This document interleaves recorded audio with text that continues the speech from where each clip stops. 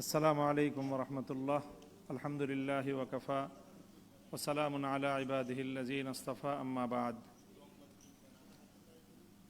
আমার বাংলাদেশ এবি পার্টির ৬ষ্ঠ প্রতিষ্ঠা বার্ষিকীতে আমরা এই পার্টির সকল স্তরের দায়িত্বশীল এবং কর্মীবৃন্দ সকলকে আন্তরিক শুভেচ্ছা এবং অভিনন্দন জানাই। এবং আমার বাংলাদেশ যেভাবে বাংলাদেশটাকে ওন করে একটি সুন্দর নাম ধারণ করেছে এই পার্টি, আমি আশা রাখব যে এই চেতনাটা বাংলাদেশের প্রতিটি নাগরিকদের মধ্যে যেন তারা ছড়িয়ে দিতে পারে। আমরা যেন বাংলাদেশটাকে শুধু আমাদের বাংলাদেশ না, আমার বাংলাদেশ এইভাবেই ঠিক আমরা অনুভব করতে পারি। আমাদের আর আমার এই অনুভূতির মধ্যে তো একটা বিস্তর ব্যবধান আছে, আমরা সেটা জানি।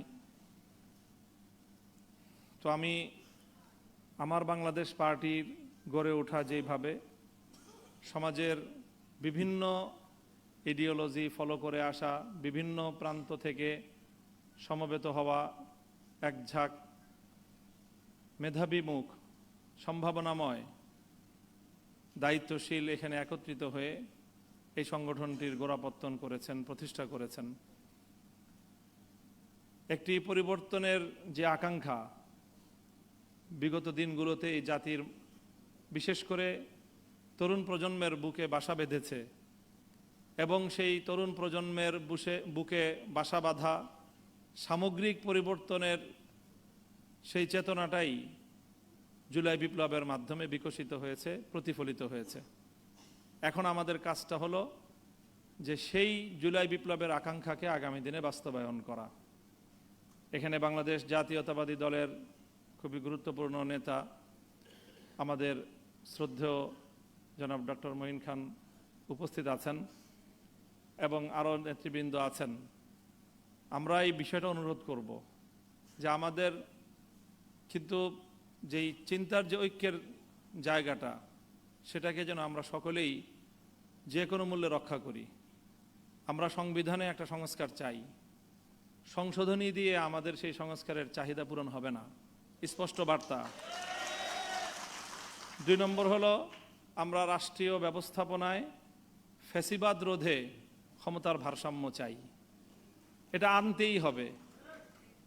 ৩ নম্বর হলো, আমরা বাংলাদেশের রাষ্ট্র প্রশাসন সব জায়গায় দলীয়করণ মুক্ত ব্যবস্থাপনা দেখতে চাই।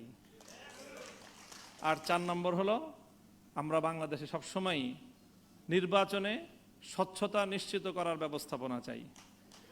আমাদের এই ৪টা নিশ্চয়তা দেন, আর বিএনপি বছরের পর বছর ক্ষমতায় থাকেন, আমরা সহযোগিতা করব।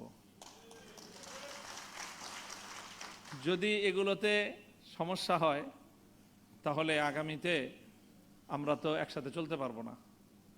খুব সহজ ভাষায় বললাম, কিন্তু কথাটা অনেক কষ্ট, অনেক কঠিন।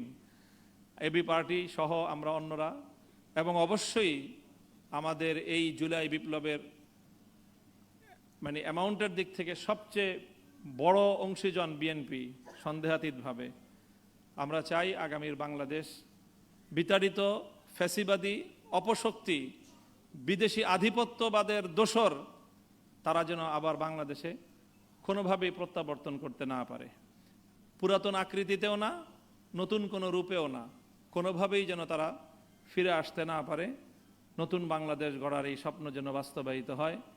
এবি পার্টি সেই পথে গুরুত্বপূর্ণ ভূমিকা রাখবে আগামী দিনেও, অতীতের মতো, সেই প্রত্যাশা ব্যক্ত করছি। আসসালামু আলাইকুম।